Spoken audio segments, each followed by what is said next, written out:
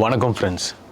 நேற்று நைட்டு கரெக்டாக ஒரு படத்துக்கு போயிருந்தேன். என்னை ரொம்பவே பாதித்த ஒரு படம்னு நான் சொல்லுவேன். இந்த மாதிரிலாம் லைஃப்பில் நடக்குமா? சில பகுதிகளில் இந்த மாதிரிலாம் இன்னும் நடந்துகிட்டு இருக்கா? நடந்த விஷயமா? கேட்குறக்கே ரொம்ப ஆச்சரியமாகவும் ரொம்ப சோகமாகவும் இருக்குது. அப்படிப்பட்ட தாக்கத்தை எனக்குள்ளே கொண்டு வந்த ஒரு படத்தை பற்றி தான் நம்ம பேச போகிறோம். அதாவது கல்ட்டு கிளாசிக்ஸ்ன்னு சொல்லுவாங்க. நிறைய படத்தை நம்ம பார்த்துருப்போம். அந்த வகையில் இந்த படம் வந்து வேற ஒரு ரேஞ்சுன்னு நம்ம சொல்லலாம். இந்த படத்தை எல்லாருமே போய் தியேட்டரில் போய் பார்க்கணுங்க. மிஸ் பண்ணிடவே கூடாது.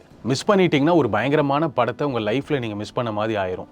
நான் ரொம்ப பில்டப்லாம் கொடுக்குறேன்னு நினச்சிக்காதீங்க. அப்படிப்பட்ட படத்தை தான் நம்ம இன்றைக்கி பார்க்க போகிறோம். மாரி செல்வராஜ் இயக்கத்தில் வந்த வாழை. அழகான பேர் வாழை. இதிலே ஃபுல் கதை வந்துருச்சு. வாழை பற்றின கதை தான் இந்த வாழை. படம் முழுக்க ஸ்பெஷல் தாங்க. அப்படிப்பட்ட ஒரு காவியத்தை மாரி செல்வராஜ் படைச்சிருக்காரு. அவர் நிறையா படத்தை எடுத்திருக்காரு இதுக்கு முன்னாடி. பரியரும் பெருமாள், கர்ணன், மாமன்னன், வாழை.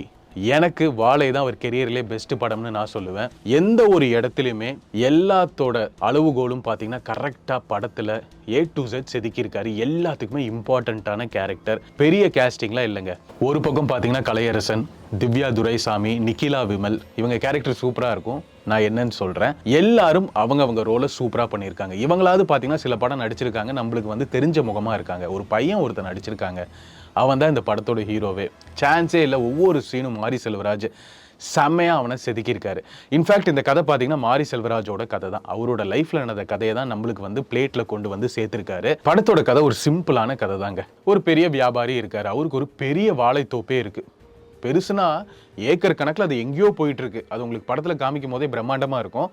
அந்த ஊரில் இருக்க வில்லேஜ் மக்களை வச்சு அவர் வந்து அந்த வாழை மரத்தில் இருக்க வாழை பழம் எல்லாத்தையும் பறிச்சுட்டு போய் லாரியில் ஏற்றி சேல் பண்ணுறது தான் இந்த பேசிக்கான கதை. அப்போ அந்த மக்கள் படுற கஷ்டங்க சாதாரண விஷயமே இல்லைங்க. வாழை தார் சுமக்கிறது எல்லாமே சாதாரண விஷயமே இல்லை. சும்மா இங்கெல்லாம் பிடிச்சிக்கும். ஒரு பக்கம் பார்த்தீங்கன்னா கழுத்தே இறங்கிடும். அந்த அளவுக்கு வெயிட்டாக இருக்கும். அதை சூப்பராக காமிச்சிருப்பாங்க. ஒவ்வொருத்தரும் அவங்க படுற கஷ்டம். படத்தில் ஒரு சீன் வரும். ₹1 தாருக்கு ₹1 பேசியிருப்பாங்க. அதுக்கப்புறம் அட்லீஸ்ட் எங்களுக்கு ₹2 தாங்கன்னு சொல்லி அங்கே இருக்க தொழிலாளிலாம் ஸ்ட்ரைக் பண்ணுவாங்க.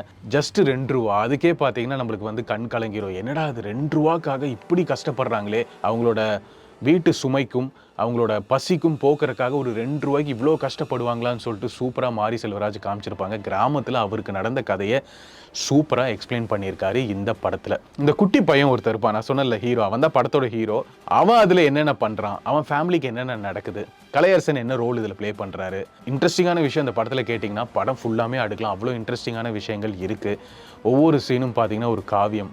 வச்சிருக்க ஃப்ரேமாக இருக்கட்டும், கேரக்டர்ஸ் நடிக்கிற விதமாக இருக்கட்டும், நம்ம படத்துக்குள்ளேயே போயிடுவோம். எந்த இடத்துலையும் நம்ம கண் பார்வை வந்து அந்த படத்தை விட்டு நம்ம எடுக்கவே மாட்டோம். அந்த அளவுக்கு தத்ரூவமான ஒரு படங்க. எந்த இடத்துலையும் போரே அடிக்காது. நீங்கள் தைரியமாக போய் பார்க்கலாம். என்னடா அது ஒரு அவார்டு வாங்குற படமாக இருக்கே, போய் பார்க்கலாமான்னு என்கிட்ட கேட்டிங்கன்னா நீங்கள் தாராளமாக பார்க்கலாம். கமர்ஷியல் ஃபேன்ஸும் என்ஜாய் பண்ணுவீங்க. ஏன்னா எமோஷனுங்க, யாருங்க என்ஜாய் பண்ண மாட்டீங்க. கல் நெஞ்சக்காரர் கூட இந்த படத்தை பார்த்து அழுதுருவாங்க. அந்த அளவுக்கு ஒரு ஸ்டோரின்னு சொல்லலாம். அந்த குட்டி பையனுக்கும் டீச்சருக்கும் வர சீன்ஸ் எல்லாமே டாப் நாச். அந்த குட்டி பையன் பார்த்தீங்கன்னா அவன் டீச்சரை ரொம்பவே லவ் பண்ணுவான். எல்லாத்துக்குமே அது இருக்கும். சைல்டுஹுட்டில் ஃபேவரட் டீச்சர்னு ஒரு ஃபீமேல் டீச்சர் இருப்பாங்க. அந்த மாதிரி இந்த கதையிலும் காமிச்சிருக்காங்க. எந்த ஒரு இடத்துலையும் முகம் சுளிக்காமல் அழகாக அதை வர்ணிச்சிருக்காரு மாரி செல்வராஜ். அது எந்த இடத்துலையுமே தப்பாகவே தெரியாது. அவ்வளோ அழகாக இருக்கும். எல்லாத்துக்கும் இருக்க கடந்து வந்த பாதையை சூப்பராக காமிச்சிருப்பாரு மாரி செல்வராஜ். ஆக்சுவலாக அவர் தான் அது பண்ணியிருக்காரு. செமையாகவே இருக்கும். அந்த டீச்சருக்கும் அந்த பையனுக்கும் உள்ள எமோஷன்ஸ் எல்லாமே சூப்பராகவே இருக்கும். இந்த ஊர் மக்களை பார்த்தீங்கன்னா டெய்லி லேபர்ஸ் மாதிரி கூப்பிட்டு போகிறாங்க. அந்த வாழைத்தாரை வந்து சுமக்கிறதுக்காக. அவங்க படுற கஷ்டம் இருக்குது. அந்த வாழைத்தாரை தலையிலையும் தோளிலையும் போட்டு சுமக்கிற விஷயம் எல்லாமே சாதாரண விஷயம் இல்லைங்க. அவங்க நடந்து வர பாதையும் பார்த்தீங்கன்னா சேரும் சகதியுமா கல் முள்ளுன்னு சொல்லிட்டு அதை எடுத்துகிட்டு வந்து அந்த லோடில், அதாவது அந்த லாரியில் போடுறதுக்குள்ளே அவங்க படுற பாடு அப்படியே ஐயோயோ. அதில் இந்த சின்ன பையனும் மாட்டிக்கிறான். பெரியவங்க கூட பரவாயில்ல, அவங்களுக்கு எனர்ஜி இருக்கும், ஸ்ட்ரென்த் இருக்கும், சமாளிச்சிருவாங்க. இந்த சின்ன பையன் எவ்வளோ தவிக்கிறான். அதில் சின்ன சின்ன விஷயங்கள் அவன் எஸ்கேப் ஆகிறது எல்லாமே நல்லாயிருக்கும். அவங்க அம்மாட்ட போய் சொல்லுவாம்மா, நான் இன்றைக்கி போகலாமா, இன்றைக்கி ஒரு நாள் மட்டும் என்னை விட்டுருமா, கால் வலிக்குது, காலில் வந்து ஒரு பின்னூசி எடுத்து குத்தி ரத்த வர வச்சோமா, எனக்கு முள்ளு குத்திருச்சுமா, நான் போகலாமா. இன்னொரு இடத்துல பார்த்தீங்கன்னா எனக்கு நான் வந்து ஆனுவல் டே காம்படிஷனுக்கு வந்து என் பேரை வந்து டான்ஸுக்கு கொடுத்துருக்கேன், நான் இன்றைக்கி ஒரு நாள் மட்டும் பெர்மிஷன் கேட்டிருக்கேம்மா. அதெல்லாம் சொல்கிற விதம் எல்லாமே என்னங்க இது, சின்ன பையனை போய் இந்த தொழிலில் ஈடுபட வைக்கிறீங்களே, படிக்க விடுங்க. இத்தனைக்கும் சூப்பராக படிக்கிற பையன் அந்த கேரக்டர். ஃபர்ஸ்ட் ரேங்க் தான் வாங்குறான். நம்மளா பார்க்கும்போது என்னங்க பையன் படிக்கட்டுங்க, நம்ம பார்த்துக்கலாங்க இந்த வேலையெல்லாம், அவனை எதுக்குங்க, அந்த மாதிரி தான் நம்மளுக்கு ஆடியன்ஸாக தோணும். மாரி செல்வராஜ் வந்து அதை அனுபவிச்சிருக்காரு. உண்மையிலேயே அவர் ரியல் லைஃப்ல அவங்க அக்கா இறந்துட்டாங்கன்னு சொல்லிட்டு இந்த படம் மூலியமாக தான் நம்மளுக்கே தெரிய வருது. உண்மையிலேயே கொடூரமான விஷயம். மாரி செல்வராஜ்னாலே அனிமல் ஸ்டெச் இருக்கும். இந்த படத்தில் ஒரு மாடு இருக்குங்க, அப்புறம் வந்து ஆடு மாடு இருக்கு. மாடை வச்சு சூப்பராக ஒரு ரோல் ப்ளே பண்ணியிருக்காரு. அந்த சின்ன பையனுக்கும் அந்த மாடுக்கும் இருக்க கனெக்ஷன் பார்த்தீங்கன்னா சூப்பராக இருக்கும். ஒரு கட்டத்தில் அந்த மாடு விற்கிற தருணத்தில் வரும்போது அந்த பையன் எமோட் பண்ணுற விதம் எல்லாமே சூப்பராக இருக்கும். ஒரு சீன் பர்டிகுலராக சொல்லுங்க, அந்த மாடு தொலைஞ்சு போயிடும். அந்த இடம் பார்த்தீங்கன்னா ஒரு நெயில் பைட்டிங் இடனே நம்ம சொல்லலாம். என்னடா ஆச்சு, எங்கே போச்சுடா அப்படின்னு சொல்லிட்டு நம்மளுக்கு பரபரப்பாகவே இருக்கும். அதுக்கப்புறம் ஒரு ட்விஸ்ட் அண்ட் டர்ன்ஸும் அந்த கதையில் வரும். அதுவும் பார்த்தீங்கன்னா ரொம்பவே பார்த்தீங்கன்னா வயலண்ட்டாகவே இருக்கும். அது நீங்கள் படம் பார்த்து தெரிஞ்சுக்கோங்க. இந்த படம் யாருக்கான படம், இது யாரு பார்க்கலாம்னா எல்லாருமே பார்க்கக்கூடிய ஒரு படம். குட்டீஸை கூட்டு போகலான்னு கேட்டிங்கன்னா குட்டீஸ்க்கு ரெக்கமெண்டட் இல்லை. ஏன்னா சில இடம் எல்லாமே வயலன்ஸ் இருக்குது, அதெல்லாம் குட்டீஸ் பார்க்க வேண்டாம்னு நான் நினைக்கிறேன். மற்றபடி ஃபேமிலியோட ஒவ்வொருத்தரும் பார்த்து மகிழ வேண்டிய ஒரு படம். இந்த படம் வந்து ஒரு எமோஷனல் ட்ராமாவாக இருந்தால் கூட கிளைமேக்ஸ்லாம் பார்த்தீங்கன்னா டுவர்ட்ஸ் ஹாப்பி என்டிங்லாம் இல்லை, ஒரு மாதிரி தான் போகும்.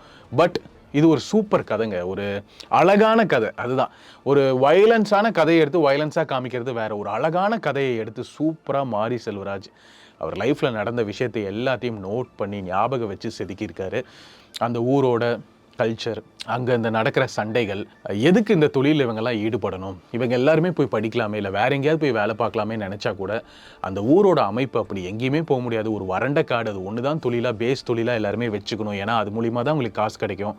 அந்த காசை வச்சு தான் தன்னோட பையனுக்கும் பொண்ணுக்கும் கணவனுக்கும் பார்த்தீங்கன்னா இல்லை மனைவிக்கும் பார்த்தீங்கன்னா சாப்பாடு போடணும். அந்த அளவுக்கு தான். நம்மளுக்குலாம் பார்த்தீங்கன்னா சிட்டியில் 1008 ஜாப் ஆப்ஷன்ஸ் இருக்குது. அதிலே பார்த்தீங்கன்னா நிறைய பேருக்கு வேலை கிடைக்காம இருக்குது. நிறைய பேர் ஏதோ ஒரு வேலையை வச்சு சமாளிச்சுட்டு போகிறோம். ஆனால் அங்கே பார்த்தீங்கன்னா இருக்கிற ஒரே வேலை தான், அதை வச்சு தான் அவங்க ஒரு கூழ் கஞ்சி காய்ச்சி குடிக்கணும். ஸோ மாரி செல்வராஜே பார்த்தீங்கன்னா ஒவ்வொரு படத்துலையும் அவரோட கதை இருக்கும். கர்ணனாக இருக்கட்டும், பரியரும் பெருமாளாக இருக்கட்டும், மாமன்னனாக இருக்கட்டும், இந்த கதையும் பார்த்தீங்கன்னா அவரோட பார்ட் ஆஃப் ஸ்டோரியை இம்ப்ளிமெண்ட் பண்ணியிருக்காரு இந்த கதையிலையும். இந்த கதைக்கெல்லாம் மார்க்கே நான் கொடுக்கலைங்க, சூப்பர். கொடுத்தாலும் to the core full mark தான் கொடுத்தாகணும். எந்த இடத்துலையுமே பிசுறு தட்டாத ஒரு படம்.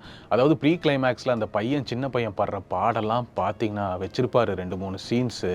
நீங்கள் லைட் ஹார்ட்டடாக இருந்தீங்கன்னா இந்த படத்தெல்லாம் பார்க்காதீங்க. சீரியஸாக பொதன்னு அழுதுகிட்டே தான் இருப்பீங்க செகண்ட் ஹாஃப் ஃபுல்லாமே. அதே சமயத்தில் நிறைய சின்ன சின்ன காமெடியான விஷயங்கள் சூப்பராக ஒர்க் அவுட் ஆகிருக்கு. செமையாக இருக்குங்க. பல ஃபன் எலிமெண்ட்ஸும் இருக்குது. அதை நீங்கள் படம் பாருங்கள், உங்களுக்கு ரொம்பவே பிடிக்கும். நிறையா இடத்துல விழுந்து சிரிச்சாங்க ஆடியன்ஸு. அந்த பகுதியும் பார்த்தீங்கன்னா மாரி செல்வராஜ் படத்தில் இந்த படத்தில் வச்சிருக்காரு. மாரி செல்வராஜ் படத்தில் இந்த பரியரும் பெரும்பாலாக இருக்கட்டும், கர்ணனாக இருக்கட்டும், அப்புறம் மாமன்னனாக இருக்கட்டும், பாட்டு எல்லாமே சூப்பராக இருக்குங்க. இதில் வந்து சனாதா மியூசிக் பண்ணியிருக்காரு சந்தோஷ் நாராயணன். பாட்டு எல்லாமே ஓகே, அந்த படத்துக்கு தகுந்த மாதிரி சூப்பராக ஒரு ஸ்டைலில் பண்ணியிருக்காரு. சில பாட்டெலாம் வெஸ்டர்ன் ஸ்டைலில் ட்ரை பண்ணியிருக்காரு. அது சூப்பராகவே ஒர்க் அவுட் ஆயிருக்கு. ஒரு ஊரில் ராஜான்னு சொல்லிட்டு ஒரு பாட்டு வரும், ஒரு செமையாக நச்சுன்னு இருக்கும். கரெக்டா இருக்கு. ரொம்ப பெரிய லெவல்ல பாட்டு வந்து சூப்பரா இருந்துச்சுன்னு சொல்ல முடியாது. படத்துக்கு ஏத்த மாதிரி சூப்பரா டிசைன் பண்ணிருக்காரு. பேக்ரவுண்ட் ஸ்கோர் சொல்லவே தேவையில்லைங்க. பேக்ரவுண்ட் ஸ்கோர் வந்து இருக்கானே தெரியல. ஏன்னா அந்த அளவுக்கு படம் நேச்சுரலா இருந்துச்சு.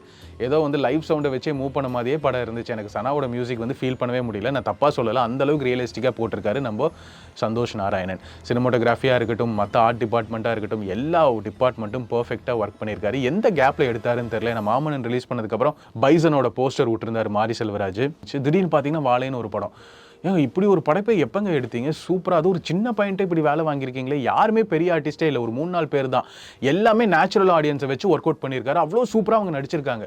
அவங்கெல்லாம் பார்த்தீங்கன்னா பெரிய ஆளுகளே முழுங்குற அளவுக்கு சூப்பராக தத்ரூபமாக நடிச்சிருக்காரு. எப்படி வேலை வாங்குறாருன்னு தெரியல. அதுதான் அந்த டைரக்டரோட மாரி செல்வராஜோட வெற்றினே நம்ம சொல்லலாம். இந்த படத்துக்கு நான் மார்க் கொடுக்கலங்க, ஃபுல் மார்க்னே எடுத்துக்கோங்க. இந்த படத்தை நீங்கள் எல்லாரும் போய் பாருங்க. மஸ்ட் வாட்ச் வீக்கெண்ட்ஸ் மூவின்னு நான் சொல்லுவேன். I am.Sriram சேனலை சப்ஸ்கிரைப் பண்ணிடுங்க. உங்கள் சப்போர்ட் என்றைக்குமே இருந்தால் தான் நான் நிறையா வீடியோஸ் பண்ண முடியும். வரட்டா நண்பா.